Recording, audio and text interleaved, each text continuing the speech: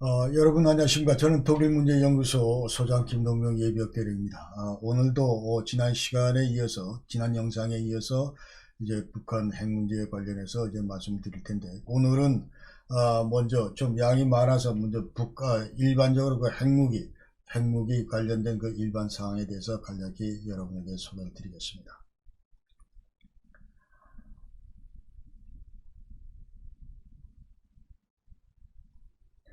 먼저 이 문제를 말씀드리기 전에 저는 그 핵공학자가 아니기 때문에 여러 가지 그 한계를 갖고 있습니다. 그래서 지금 현재 북한 핵 문제 관련해서 제가 여태까지 어떤 그 근무 경험을 했는지를 여러분께 간략히 먼저 소개를 드리겠습니다. 저는 1991년부터 국방부의 그 군비통제관실에서 이제 북한 핵 문제를 취급을 했습니다.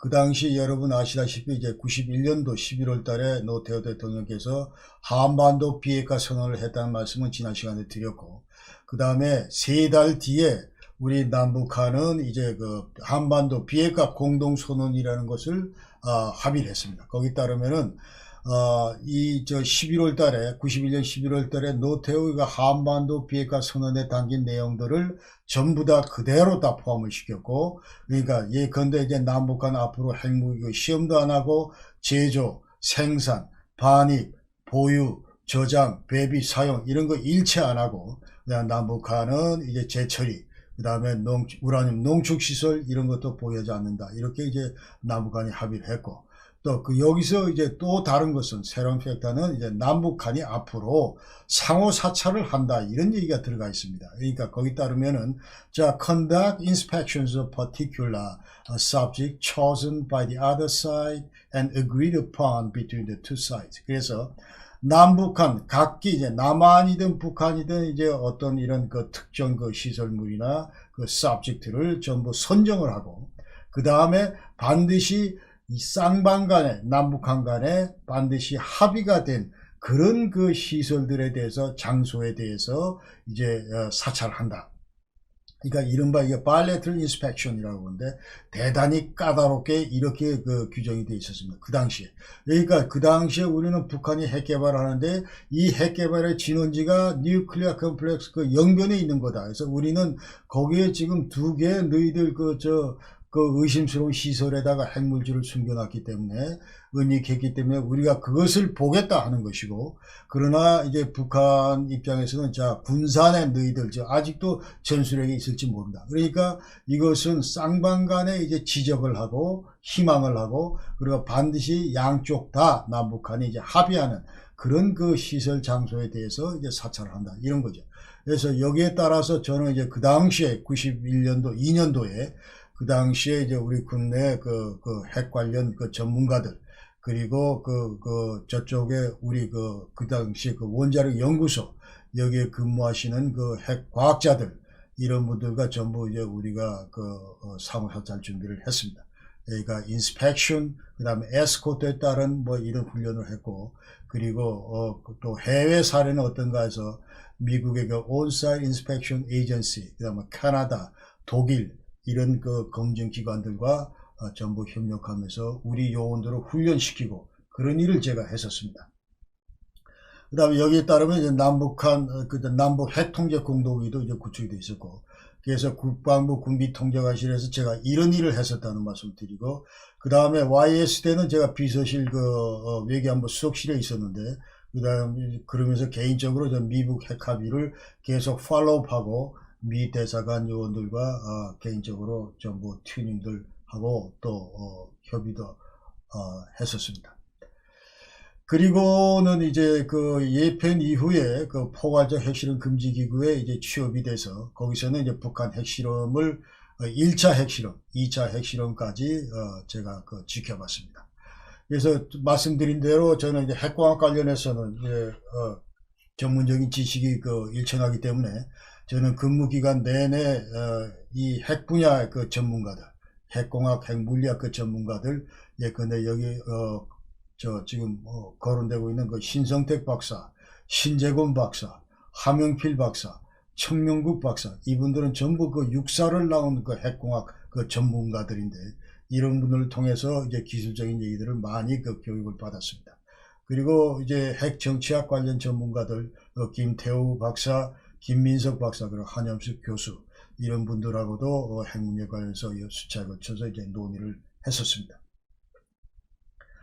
자, 지구상에서 유일하게 그 두 번에 걸쳐서 핵무기를 사용한 나라가 바로 미국이고, 그래서 1945년 8월 6일 날, 그 히로시마에 이제 리틀보이를 터뜨렸고, 이것은 그 우라늄으로 만든 건 타입 그 피션 밤이다, 이런 얘기고, 그 다음에 45년 3일 뒤에는 나가사키의 그 플루토늄으로 만든 임플로전 타입 내폭형 그런 그 피션 밤을 떨어뜨렸습니다. 그래서 이 히로시마 나가사키 원폭 투하로 인해서 당일날 약 한 14만 8천 명이 즉살하고 50명까지는 이제 34만 명이 사망을 했다, 이렇게 우리가 아셔야 되겠습니다. 자, 그 당시 나와 있는 영상을 한번 보겠습니다. Der 6. August 1945. Der Zweite Weltkrieg ist in Europa bereits beendet. Doch im Pazifik geht er noch weiter. Der Little Boy soll nach dem Willen der Amerikaner den Krieg beenden. Dabei handelt es sich um eine 4 Tonnen schwere Atombombe, die erste je in einem Krieg eingesetzte. Um 2:45 Uhr morgens startet das Bomberflugzeug Enola Gay mit 13 Mann Besatzung an Bord von der Insel Tinian. 2 weitere Flugzeuge begleiten den Flug, nehmen Messungen vor und machen Filmaufnahmen.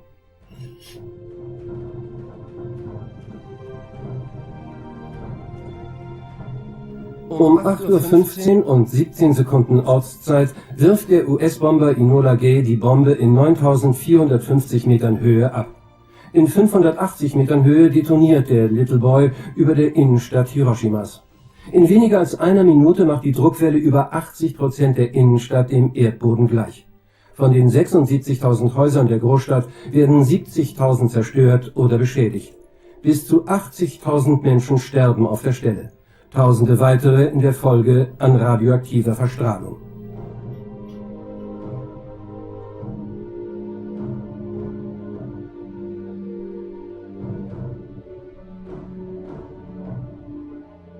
Drei Tage später, am 9. August 1945, wird eine zweite Atombombe auf Japan abgeworfen. Daraufhin erklärt Tenno Hirohito am 15. August 1945 im Rundfunk den Erlass über das Kriegsende. Die japanische Kapitulationserklärung tritt zum 2. September 1945 in Kraft.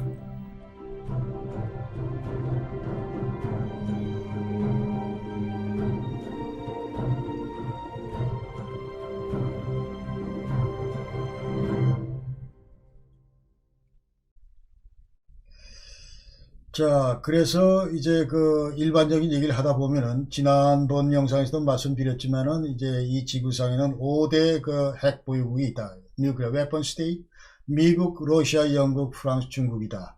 그러나 이 NPT 체제에 따르면 그렇다는 거죠. 그러니까 NPT 체제에 따르면 자, 구조에 누가 핵 보유국인가? 그러니까 1967년 1월 1일 이전에 핵 실험을 했거나 이제 핵무기를 보유한 나라만이 핵 보유국이다, 이렇게 정의를 하고 있고, 그렇기 때문에 이 5대 핵 강국 외에는 전부 다 비핵 보유국이다, 이렇게 우리가 이제 디파인을 해야 된다. 왜냐하면 이 NPT 체제 자체는 유엔이 인정한 그런 그 국제 기구 외짐이기 때문에 그렇습니다. 그러나 사실상 지금 현재 이 5개 나라 외에도 자, 인디아, 파키스탄, 이스라엘, 노스코리아, 이 4개 나라는 핵무기를 보유하고 있습니다. 그래서 de facto nuclear weapon state라고 얘기를 하는데, 자, 그렇다는 거고, 현실적으로. 그 다음에 Federation of American Scientists 평가에 따르면은 지금 지구상에는 17,000개 그 핵탄두가 있고, 그 다음에 이 중에서 한 4,300개 정도가 operational, 당장이라도 지금 운영될 수 있는 그런 핵무기다, 이제 그런 얘기입니다. 그 다음에 또 핵 관련해서 우리가 기억해야 될 거는 남아프리카 공화국, 사우스 아프리카가 자진 핵무기를 포기했다는 사실입니다. 그러니까 1979년도에 남아공 이제 핵실험을 했고, 그러면서 HU탄, Highly Enriched Uranium, 그러니까 아까 얘기대로 리틀 보이 같이 자, 우라늄 235로 이제 만든 그 총신형, 그 건 타입의 그 폭탄을 6발 만들었었는데 이거를 1980년 9월 달에 그 대통령이 선출된 딕 클락 이 대통령이 이제 자진 포기했다는 거 좀 버렸다는 것이죠.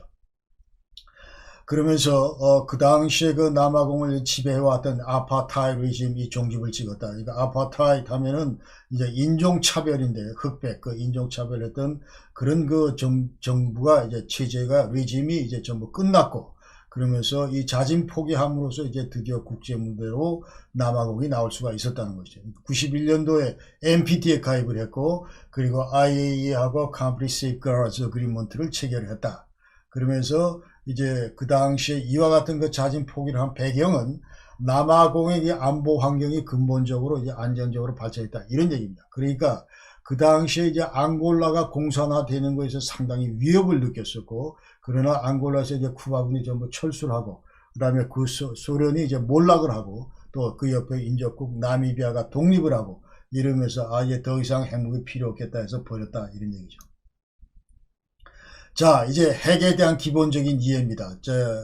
자, 핵무기를 우리가 영어로 nuclear weapon, atom bomb 이렇게 얘기하는데 여기서 nuclear라고 하는 말은 자, 이거는 use the power produced when the nucleus of an atom is divided or joined to another nucleus.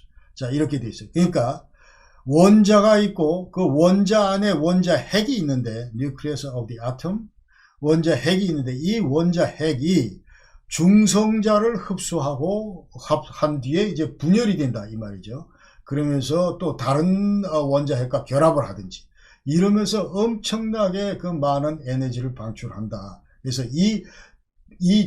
저 분열과 그 결합을 통해서 나오는 이런 엄청난 에너지를 이용하는 것이 바로 누클리어라고 하는 거다. 그러니까 이런 그 에너지를 군사 무기로 이제 활용해서 이용할 경우는 우리가 nuclear weapon, 핵무기라고 얘기를 하고 이것을 또 뭐 평화적인 그 목적으로 예컨대 원자력 그 발전에 사용을 한다면 nuclear power plant 이렇게 얘기를 하는 거죠. 그렇기 때문에 여기서 nuclear라고 하는 거는 자, 원자 안에 nucleus, 원자 핵이 있고 이 원자 핵이 중성자를 만나면 분열하게 되는데 그때 나오는 막대한 그 에너지를 이용하는 것을 우리가 뉴클리어라고 한다. 이제 그렇게 우리가 아시면 되겠고. 그래서 이 원자라고 하는 거는 자, 이 아톰이라고 하는 거는 자, 이거 그리스 아토무스에서 나온 그런 말인데 이제 더 이상 쪼개질 수 없는 가장 작은 알갱이다 그런 뜻입니다. 그래서 물질을 구성하는 기본 입자다 우리가 이렇게 얘기를 하고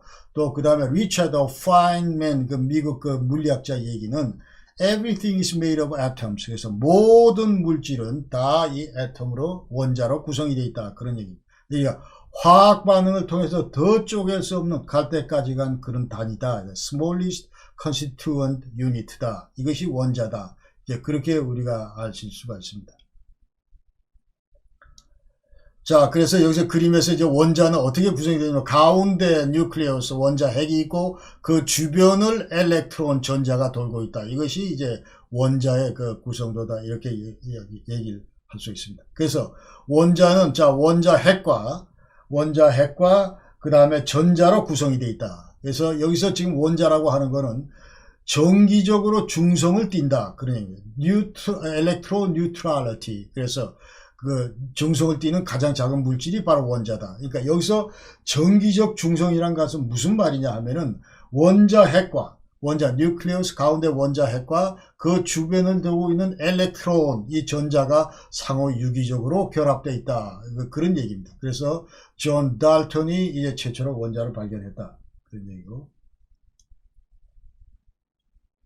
자, 원자 핵은 다시 들여다보면 이제 중성자하고 양성자로 이제 구성이 되어 있습니다. 그래서 이 최초로 그 원자 핵 그 실험을, 원자 핵을 발견한 그 실험한 사람이 바로 어니스트 러더포드, 이건 뉴질랜드 그 물리학자인데 1911년도에 이른바 그 알파 입자 그 산란 실험을 했습니다. 그러니까 Experiment of Alpha Particle Scattering. 그래서 이걸 했는데 자, 여기서 지금 보면은 이제 알파 입자를 그 배출할 수 있는 그런 기구를 설치해 놓고 알파를 이제 입자를 계속 이렇게 보냅니다. 자, 이렇게 직진하면서 쭉 보내는데, 그러면서 그 가운데다가 이제 메탈 포일, 그 금속박을 설치해 놓고, 또 그 주변에 360도의 그 스크린을 설치해 놨습니다. 그래서 자, 이걸 보내는데 알파 입자 플러스 알파 입자, 그러니까 헬륨 원자핵이 이제 헬륨의 원자핵이 알파 입자인데, 이 알파 입자가 전방으로 전진을 하는데, 자, 나중에 이렇게 봤더니 스크린에 그 캐치된 그 알파 입자를 봤더니 대부분이 바로 그 전방에 전부 알파 입자가 나와 있고, 그 다음에 어떤 것들은 자, 위로 아래로 이렇게 튀겨나온 것도 있고, 또 어떤 것들은 빨간색, 자, 뒤로 백해서 튀겨나간 것도 있다. 이런 걸 발견했어요. 그래서 뭔가 지금 현재 뭐 메탈 포일, 이거는 이제 자, 금속박이니까 이것도 전부 자, 원자로 구성되어 있는 그런 물질들인데, 자, 이 알파 입자가 지나가다가 뭔가 부닥쳐 가지고 이쪽으로도 튀고 이쪽으로도 튀고 이쪽으로 튀고 이쪽으로 튀었다. 그 다음에 대부분은 하나도 그 지장을 받지 않고 전부 전방으로 그대로 다 나아갔다 하는 거죠. 그래서 뭔가가 여기에 지금 있긴 있는데, 자, 이거를 이제 규명하기 위해서 그 사람은 얘기가, 자, 이 가운데 뭐가 있는데 이거를 원자핵이다 이렇게 얘기하는 거죠. 이 원자핵의 특성은 자, 가운데 있는데 이제 플러스 차지를 가지고 있다. 그래서 이게 지금 알파 입자가 플러스이기 때문에 자, 가다 플러스 부닥쳐서 일로 튀고 일로 튀고, 그 다음에 이 가운데 또 이게 있는데 대단히 그 크고 무거운 그런 질량을 가진 물체가 있다는 것이죠. 그래서 자, 부분이 있다는 것이죠. 그래서 자, 이게 부닥치면 통상 이게 달려오다가 여기서 자, 부닥치면은 여기 있는 가운데 게 이쪽으로 저 계속 앞으로 밀려야 되는데 전혀 밀리지도 않고 자, 그대로 있으면서 오히려 알파 입자가 뒤로 밀려났다는 거죠.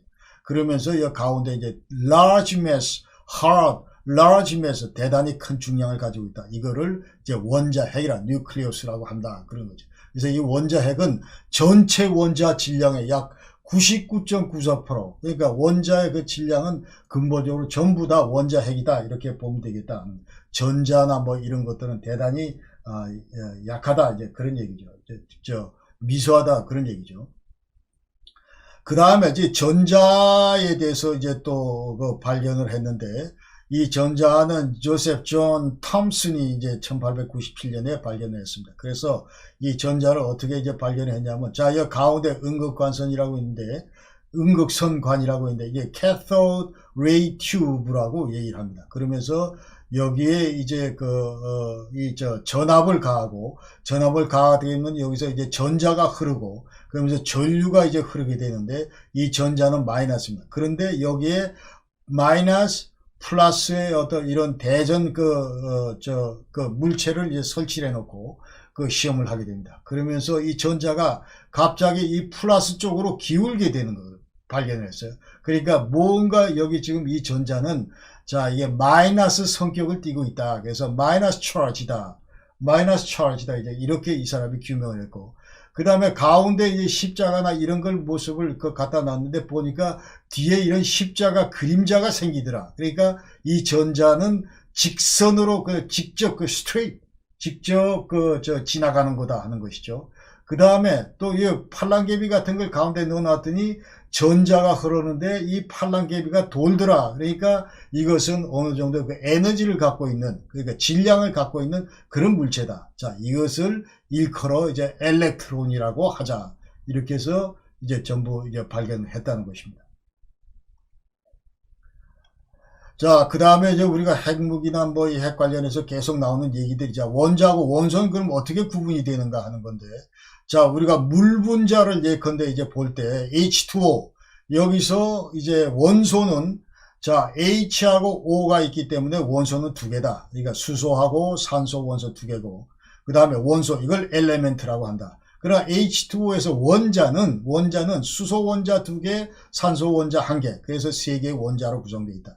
그러니까 원소하고 원자는 이렇게 차이가 난다는 거고, 그 다음에 자, 이제 동위원소라는 말도 자꾸 나오는데, 자, 이 동위원소는 이제 양성자 수는 동일한데 원자량이 그 다른 원소를 동위원소로 얘기한다. 그러니까 예컨대 자, 이게 일반 수소고, 그 다음에 일반 수소는 자, 여기 양성자와 그 다음에 전자로 구성되어 있고, 그 다음에 중수소는 저 주소보다 무거운 중수소는 거기에 중성자가 하나 더 들어가 있습니다. 이 중성자가 들어가 있기 때문에 좀 더 무거워지면서 이걸 중수소. 그 다음 중수소가 또 하나, 중성자가 또 하나 더 들어가 있으면 이것을 이제 삼중수소라고 얘기한다. 그래서 여기서 동위원소라고 하는 거는, 자, 양성자수, 빨간 요 플러스 그 프로톤, 요거는 똑같은데 뉴트론 숫자가 달라질 때마다 이것을 이제 일컬어서 우리가 동위원소라고 한다. 원자량이 당연히 달라지죠.